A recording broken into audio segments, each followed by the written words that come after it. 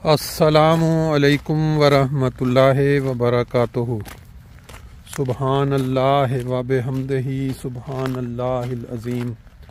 अल्लाहुम्मा सल्ली अला मुहम्मदिन व अला आलि मुहम्मद। दोस्तों, आज 16 नवंबर 2025 और इतवार का दिन है। बैकग्राउंड में दूर से हल्की हल्की आवाज़ कानों में आ रही है घंटियां बजने की। ये जर्मनी ईसाइयों का मुल्क है और किसी भी गांव में किसी भी कस्बे में आप चले जाएं तो आपको चर्च जो हैं वो नज़र आते हैं। और इतवार वाले दिन इन्होंने जब 12 बजे का टाइम हो तो ये घंटियां बजाते हैं। ये इनका एक इबादत की तरफ बुलाने का अपना अंदाज़ है। हमारे मुसलमान ममालिक में मसाजिद बनी होती हैं, वहाँ अज़ान की आवाज़ कानों में पड़ती है और लोग जो हैं वो नमाज के लिए जाते हैं। नमाज़ों में भी आपने देखा है कि नमाज़ें पढ़ने वाले लोगों की मुख्तलिफ़ कैटेगरीज़ हैं। कोई लोग वो हैं जो अल्लाह ताला को राज़ी करने के लिए नमाज पढ़ते हैं। कई लोग वो हैं जो दुनिया को दिखाने के लिए नमाज पढ़ते हैं। जैसे आपने पाकिस्तान में देखा कि दुकानों के ऊपर लिखा होता है हाजी फलाना, और फिर बाज़ दुकानों पे अल हाज भी लिख देते हैं, यानी वो उन्होंने ज़्यादा हज किए हुए हैं। और समझा यही जाता है कि ये अल्फाज जो हैं अब आज के दौर में लोगों को लूटने के लिए इस्तेमाल होते हैं, ताकि लोग ये समझें कि हाजी बंदा है या इसने काफ़ी हज किए हुए हैं तो ये ईमानदार होगा। लेकिन वो अक्सर ये हम देखते हैं कि उसके बैकग्राउंड में वो अमूमन प्राइसें या कीमतें ज़्यादा होती हैं।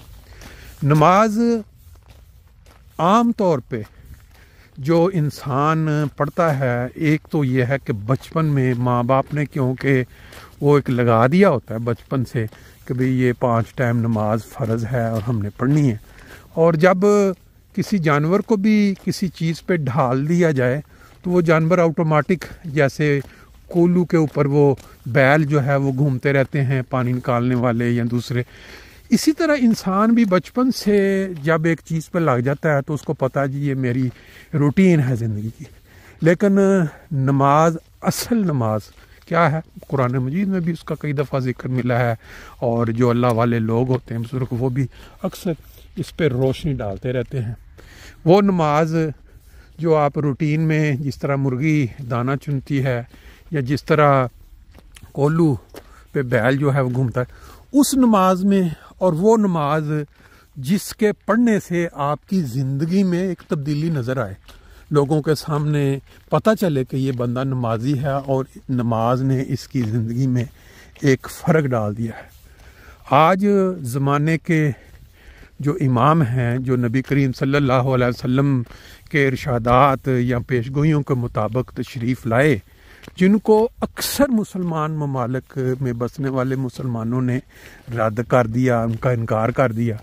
और ये हमेशा से रहा है। अंबिया की जो भी तारीख़ है, उन्होंने जो नमाज का तरीक़ा और नमाज में अल्लाह ताला की खुशनुदी हासिल करने के ज़रिए बताए हैं, अगर आप उनको एक दफ़ा पढ़ लें या सुन लें तो फिर इंसान की आंखें खुल जाती हैं कि जो लोग नमाज पढ़ते हैं उस तरह से, जिस तरह खुदा ताला ने फरमाया या नबी करीम सल्लल्लाहु अलैहि वसल्लम ने जो अपने उसवा से सबूत कहा, तो फिर इंसान दंग रह जाता है।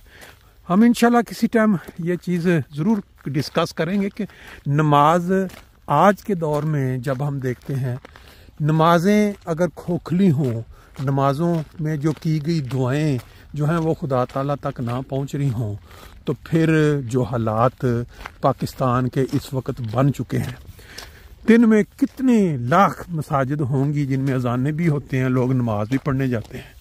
लेकिन उन्होंने एक काम किया 1974 में कि वक़्त के जो इमाम थे, जिन्होंने ये दावा किया कि मैं ही वो इमाम महदी हूँ जिसकी पूरी उम्मत मुसलमान इंतज़ार कर रही है, इसके अलावा किसी और ने नहीं आना। वो जो कहते हैं ना हज़रत ईसा आसमान पे बैठे हुए हैं, बिल्कुल वो कहानियाँ बनी हुई हैं। वो वफ़ात पा चुके हैं, ज़मीन में दफन हो चुके हैं। अगर हमारे प्यारे नबी हज़रत मोहम्मद मुस्तफ़ा सल्लल्लाहु अलैहि वसल्लम ज़मीन में दफन है तो उनसे ज़्यादा प्यारा तो कोई शख्स नहीं था अल्लाह को।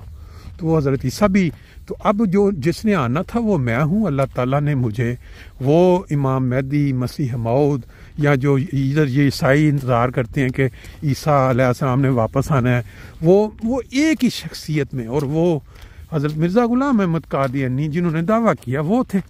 लेकिन हर किसी को मानना या इनकार करना उसका हक है, लेकिन इनकार करके तज़हीक करना और फिर जालिम कवानीन बना के उन मानने वालों का जीना हराम कर देना, उनके बुनियादी हकूक़ जो कि ज़िंदा रहने के लिए होते हैं उनको छीन लेना उनसे, और फिर उनको मुल्क से निकाल देने वाले ऐसे इक़दाम करना कि वो अपनी जायदादें, इवन के अपने कब्रिस्तान जहाँ उनकी ज़मीनें वहाँ दफन करने से भी मना करना और हुकूमती लेवल पे तहफ़्फ़ुज़ ना देना, ये वो सारी चीज़ें हैं जो ये जाहिर करती हैं कि इन लोगों की नमाजें, इन लोगों की दुआएं, इन लोगों का अल्लाह को पुकारना, यह सब दिखावा है। अब उसी डगर पे चलते हुए ये जो मुल्क है बांग्लादेश, ये उसी मुल्क के से इसने अपना क्या कहते हैं जन्म लिया है। पाकिस्तान था, फिर ये बांग्लादेश बन गया, और आज कल वहाँ बहुत बड़ा उबाल आया हुआ है। पाकिस्तानी मौलवी, पाकिस्तानी वो बिगड़े हुए उलमाए दीन जिन्होंने 74 से पहले एक काम शुरू किया जमात अहमदिया के ख़िलाफ़ तहरीक चलाने का, आजकल वहाँ भी ये दोबारा बड़े ज़ोर शोर से उबाल आया हुआ है। वहाँ जलसे हो रहे हैं, जुलूस। क्यों? ये क्यों होते हैं? अगर इनकी बैकग्राउंड पे आप गौर करें, बेसिकली इनके पीछे बाज़ ताकतें होती हैं, बाज़ कुव्वतें होती हैं जो मुल्क के अंदर ये जो तरक्की होती है, या जो बाज़ मुल्कों के अंदर अच्छा कोई इंसान लीडर बन जाए या कोई इंतज़ाम, उनको नाकाम करने के लिए बाज़ साजिशी ममालिक या वह ताकतवर हल्के वो फिर लोगों को तैयार करते हैं कि मजहबी मुनाफरत को अपनाया जाए, जिसका शिकार पाकिस्तान हो चुका है। और जिस लेवल पे अब वो गिर चुका है आप सब के सामने है। पाकिस्तान के हीरोज़ जिन्होंने दुनिया में नाम बनाया, सर ज़फ़रुल्लाह खान को ले लें, फिर डॉक्टर अब्दुल सलाम को ले लें, फिर इसी तरह और कई फ़ौजी रहनुमा थे जो फ़ौज में खिदमत दे, पुलिस में थे, डिप्लोमेट थे, टीचर्स थे, बड़े बड़े ये जो होते हैं साइंसदान तो नाम आ गए। ये सब को अपने मुल्क के अंदर उन्होंने किस लेवल पे दुनिया के सामने अब पेश किया हुआ, नई जनरेशन के सामने। वो जो हीरोज़ थे उनको उन्होंने ज़ीरो से भी नीचे कि ये इनकी कोई, क्यों कि वो अहमदी थे। अब ये बांग्लादेश वालों ने भी वही काम शुरू कर दिया है। अब इनकी जो तरक्की है, इनका जो दिन ब दिन बढ़ता हुआ ग्राफ था दुनिया के सामने कि ये बड़ी, ये जिस वक्त ये इसको इम्प्लाई करेगी गवर्नमेंट, और गवर्नमेंट इनका हाथ पकड़ेगी इन बिगड़े हुए मौलवियों का या इन साजिशी लोगों का जो वक्त के इमाम के ख़िलाफ़ इस तरह डिमांड्स कर रहे हैं इनके उधर भी सरकारी तौर पे गैर मुस्लिम करार दिया जाए, पाबंदियाँ लगाए। अगर ये होता तो फिर ये जो खुदा ताला की तकदीर जिसने पाकिस्तान को दिखाया कि खुदा की जो फेली शहादत है, आया वो जमात अहमदिया के साथ है या कि वो उन लोगों के साथ है जो उसके ख़िलाफ़ चल रहे हैं, यहाँ भी ये ज़ाहिर होगी। और ये तरक्की और ये जो दिन ब दिन का ये इनको नज़र आएगी कि इन्होंने क्या गलती की है। पिछले कई सालों से बार बार हर साल ये जुल्म ज़्यादती होती रही है छोटे लेवल पे, लेकिन इस तरह का जो बड़ा जुलूस निकालना, मुल्क के मौलवी इकट्ठे होना, गवर्नमेंट से डिमांड करना, ये कमज़ोरी की मुल्क की जो हुकूमत है या इंतज़ामिया, उसकी कमज़ोरी की अलामत होती है कि जो मुल्क दुश्मन अनासर हैं उनके हाथों में ये मौलवी अनासर जो मज़हब बेचने वाले लोग खेलना शुरू कर दें और अपनी ही हुकूमत के ख़िलाफ़ उठ खड़े हों।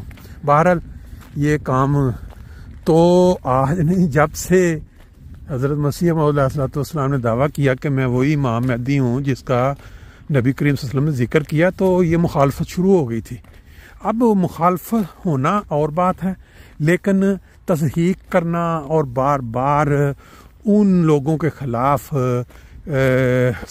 गलत कवानीन बनवाना ये बिल्कुल और बात है। बहरहाल बात थोड़ी लंबी हो गई, थोड़ी वाक करते करते इन खूबसूरत मनाजर के साथ मैंने कहा चलें अपने दिल का जो है वो इजहार या अपने दिल की आवाज़ लोगों के साथ शेयर कर लेते हैं। 10 मिनट की ये खूबसूरत खूबसूरत से मनाजर में चलते चलते जो गुफ्तगू है शेयर हो जाएगी दूसरों के साथ।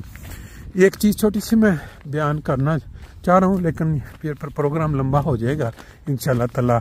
ये बता दूँ कि फ्रैंकफर्ट के एक किनारा बर्ग है इलाका, वहाँ से जब हम निकल के ये बीच में से आगे फिर इस साइड पे जाएं तो फ्रैंकफर्ट का जो है वो दूसरा हिस्सा है, नीडरएशबाख और बोनामेज, और ये बीच में ये काफ़ी बड़ा एरिया जो है ये भी खाली है, खेत हैं, हरियाली है। यहाँ ऐसा ऐसा कुछ शुरू हो चुका है काम, उस साइड पे नज़र आ रहा है।